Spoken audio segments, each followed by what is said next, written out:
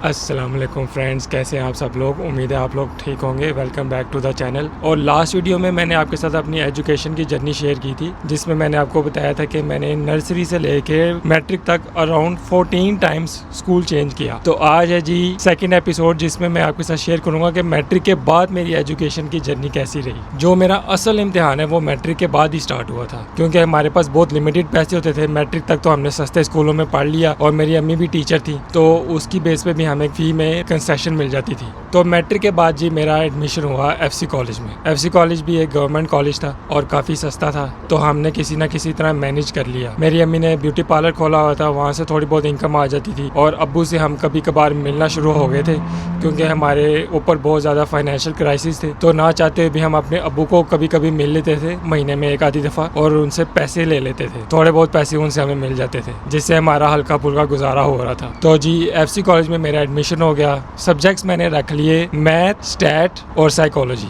Stat और psychology तो मैं खुद ही पढ़ लेता था, मुझे बहुत अच्छी समझ आ जाती थी। लेकिन मैथ का प्रॉब्लम हो गया, क्योंकि मैथ के लिए हमारे टीचर्स कॉलेज में अच्छे नहीं थे, और जितने भी मेरे क्लास वाले थे वो सारे एकेडमी में जाते थे, और मेरे पास तो एकेडमी के पैसे ही नहीं थे। तो फिर वही सिस्टम दोबारा स्टार्ट हो गया कि की बुक्स वगैरह देख के मैंने पढ़ना शुरू कर दिया।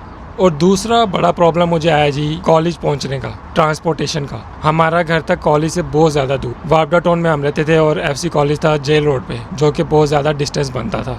और कॉलेज की बस आती थी, जो फ्री बस थी, वो हमारे घर से उसका जो लास्ट स्टॉप था ना, वो तकरीबन 5 किलोमीटर दूर था। और कॉलेज की बस तक पहुंचने के लिए मुझे लोकल बस लेनी पड़ती थी, और वापडा टाउन से सिर्फ डाइवो की बस चलती थी। उसका किराया था 5 रुपये। लेकिन हमारे हालात माशाल्लाह इतने टाइट थे कि मेरे पास 5 रुपये नहीं होते थे कि मैं डाइवो की बस लेके अपने कॉलेज की बस के स्टॉप तक पहुंच जाऊं। तो सुबह तकरीबन घंटा पहले मुझे निकलना पड़ता था, पैदल जाता था मैं, ताकि मैं कॉलेज की बस तक पहुंच जाऊं और वो फ्री बस लेके कॉलेज चला जाऊं। और कभी कभी मेरा भाई मुझे साइकिल पे छोड़ आता था, और वापसी में बहुत ज़्यादा प्रॉब्लम होती थी। सुबह तो मैं साइकिल पे चला जाता था या पैदल चला जाता था, लेकिन गर्मियों में जब वापस 5 किलोमीटर बस स्टॉप से घर तक आना होता था तो बहुत बुरा हाल होता था। कभी कभी होता था कि लिफ्ट मिल जाती थी, नहीं तो वापसी में गर्मियों में 5 किलोमीटर पैदल मुझे घर जाना पड़ता था। और मैथ की ट्यूशन ना होने की वजह से रोज हो के मैंने बड़ी मुश्किल से की बुक्स वगैरह से खुद ही मैथ सीख के कर लिया, और बड़ी मुश्किल से मैंने मैथ के एग्जाम पास किए। और जी मेरा इंटरमीडिएट कंप्लीट हो गया। इंटरमीडिएट के बाद हालात हमारे सेम थे, तो अच्छे कॉलेज का तो हम सोच भी नहीं सकते थे, या किसी अच्छी डिग्री का सोच भी नहीं सकते थे। और मैंने सोचा कि एफसी कॉलेज से ही बीए कंटिन्यू कर लूंगा, लेकिन माशाल्लाह से एफसी कॉलेज हो गया प्राइवेट, और एफसी कॉलेज की फीस भी ज़्यादा हो गई। तो फिर ये लाले पड़ गए कि जी अब बीए कैसे करना है। सिंपल बीए करने के भी पैसे नहीं थे हमारे पास। और उसी दौरान मेरे भाई ने जॉब स्टार्ट कर दी, जो मेरे से सिर्फ 1 साल बड़ा है। तो उस बेचारे को जॉब करनी पड़ी,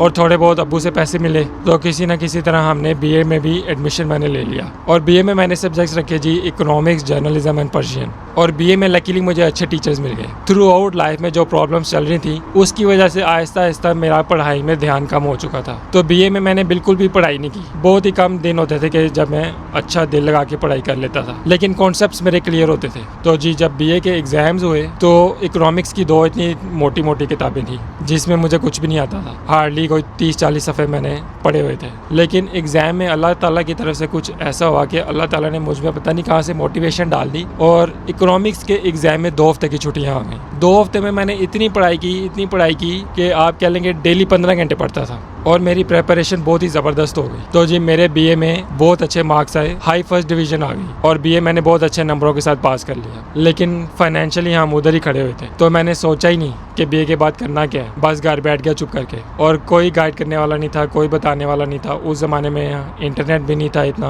और इन्फॉर्मेशन इतनी ईजिली मिलती नहीं थी, और फाइनेंशियली हम बहुत ज़्यादा क्राइसिस में थे, और मुझे कोई क्लू नहीं था कि लाइफ में अब क्या करना। उस टाइम पे अल्लाह ताला ने एक फरिश्ता भेजा हमारी लाइफ में। मेरा एक दोस्त था अरसलान। एक दिन वो आया हमारे घर और कहता है कि जी पंजाब यूनिवर्सिटी का एक डिपार्टमेंट है, IBIT, institute of business and information technology, वहाँ पे एडमिशन खुले हुए हैं, चला जा एडमिशन अप्लाई करते हैं। और एडमिशन फॉर्म था 500 रुपये का। तो हमारे पास तो पैसे थे नहीं। मैंने कहा यार मेरे पास तो पैसे नहीं है एडमिशन फॉर्म लेने के। तो वो कहते कोई बात नहीं, मैं तुम्हारे लिए फॉर्म खरीद लेता हूँ। उसने मेरे लिए फॉर्म खरीदा, और फॉर्म पे ना जो हमारी डिग्री थी वो टेस्ट होकर लगनी थी। वो उसकी अम्मी थी, गवर्नमेंट नर्स थी कोई, वो अपनी अम्मी की स्टैंप लेके आया हुआ था। तो उसने खुद ही स्टैंप लगा के खुद ही सिग्नेचर करके मेरा एडमिशन सबमिट कर दिया। एडमिशन फॉर्म मेरा सबमिट हो गया IBIT में, और डिग्री थी masters of business and information technology. और क्योंकि बीए में मैंने बहुत अच्छी एग्जाम्स में प्रेपरेशन की थी बहुत दिल लगा के, तो वही टेम्पो मेरा कंटिन्यू हो गया। एडमिशन टेस्ट की मैंने दिन रात एक करके तैयारी शुरू कर दी। GMAT की बुक लेके आया और 1-1.5 महीने में मैंने वो GMAT की बुक फिनिश कर दी। और जब एडमिशन टेस्ट हुआ तो मेरा टेस्ट बहुत ही अच्छा हुआ, मैं टॉप 20 में आ गया और एडमिशन मेरा हो गया। लेकिन पैसे नहीं थे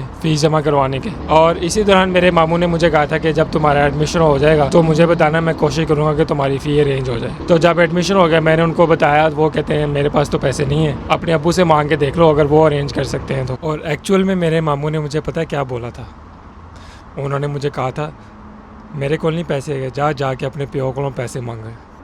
और ये वर्ड्स आई थिंक मैं पूरी ज़िंदगी कभी भूल नहीं सकूँगा। और अब्बू से भी पैसे मांगने की ऑप्शन नहीं थी, उनके पास पैसे होते ही नहीं थे।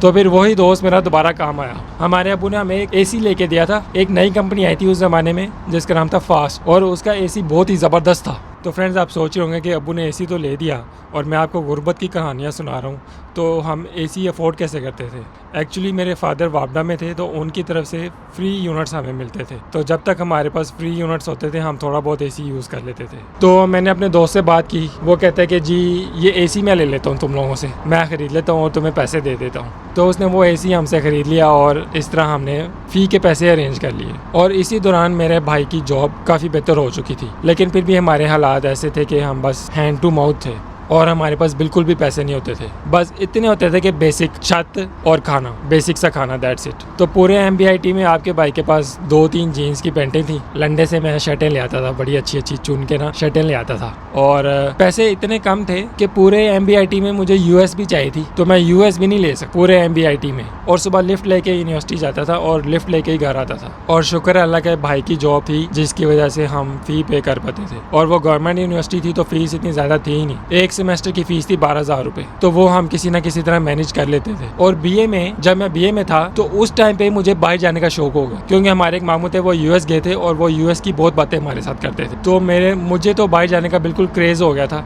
मैंने सोच लिया था कि मैं फर्दर और हायर एजुकेशन के लिए अब्रॉड लाजमी जाऊंगा। और MBIT में मुझे मेरी लाइफ पार्टनर भी मिल गई और उनको भी बाहर जाने का, हायर एजुकेशन का बहुत शौक था। तो जी MBIT के तकरीबन 2-3 साल बाद मेरी शादी हो गई। उस टाइम मैं वालिद के कॉल सेंटर में जॉब करता था और जो मेरी वाइफ थी वो नेशनल बैंक में जॉब करती थी। 2-3 साल मैंने कॉल सेंटर में जॉब की और उसके बाद मुझे बहुत ही अच्छी जॉब मिल गई ब्रिटिश काउंसिल में और हम इस्लामाबाद मूव हो गए। और MBIT के दौरान ही मैं अब्रॉड यूनिवर्सिटीज़ और स्कॉलरशिप्स वगैरह सर्च करता रहता और थोड़े थोड़े पैसे हमने जोड़ना शुरू कर दिए थे और हमारे एडमिशन भी हो जाते थे। UK में, ऑस्ट्रेलिया वगैरह में काफ़ी यूनिवर्सिटीज़ में हमने एडमिशन करवाए और स्कॉलरशिप्स भी हमें मिल जाती थी 10%, 20%। लेकिन हमारे पास पैसे नहीं थे तो हम जा नहीं पाते थे। लेकिन इस सारे प्रोसेस में मेरी लर्निंग बहुत ज़्यादा हुई, यूनिवर्सिटी सर्च कैसे करनी है, और मेरा पैशन बाहर जाने का और ज़्यादा बढ़ता गया। और फिर इवेंचुअली 2011 में अल्लाह ताला ने हमें हमारी मेहनत का फल दिया और मेरी मिसेस को डेनमार्क में स्कॉलरशिप मिल गई और उनकी पूरी फ़ी वेव ऑफ हो गई। तो 2011 में हम लोग चले गए डेनमार्क और डेनमार्क जाके मेरी मिसेस ने free of cost degree complete की। और जैसे ही उनकी डिग्री कंप्लीट हुई तो मुझे स्कॉलरशिप मिल गई